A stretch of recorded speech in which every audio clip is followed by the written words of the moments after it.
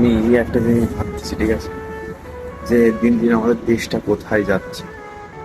আসলে দেশের মানুষের কোনো নিরাপত্তা আছে কি? 7 বছর 5 বছরের মেয়ে ধর্ষণ হচ্ছে, ধর্ষণ করে মেরে ফেলছে ওপেনলি, দিনে দুপুরে বাড়ি ঢুকে বাড়ির থেকে নিয়ে গিয়ে। মানে আমি বুঝতে পারছি না যে দেশটা কোথায় আছে। আসলে কি দেশটা ভালো হবে? দেশের মানুষ কবে ভালো হবে? দেশটা সুন্দর হবে? আসলে এই প্রবাস থেকে দেখতে এগুলা ভালো লাগে না, কেমন জানি লাগে যে মানে মানুষের জীবনে কোনো নিরাপত্তা নেই, ঠিক আছে, মানুষ কিভাবে বাঁচবে?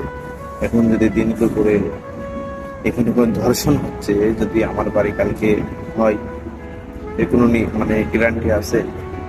ঠিক আছে, এগুলা সরকারের দৃষ্টি আকর্ষণ করে বলছে, এগুলা অবশ্যই নজরদারি দেওয়া দরকার। দেশের মানুষ সুস্থ থাকুক, এটাই চাই সবসময়। এগুলা সবসময় সরকারের দেখার দরকার।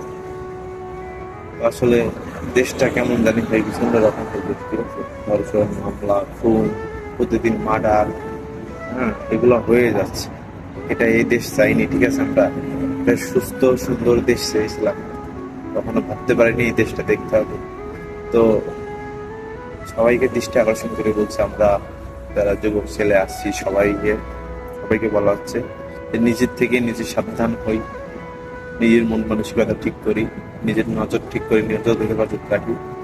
ইনশাল্লাহ নিজের দেশ, নিজের গ্রাম সুস্থ থাকবে, নিজের গ্রামের মানুষ সুস্থ থাকবে, এগুলাই আর কি।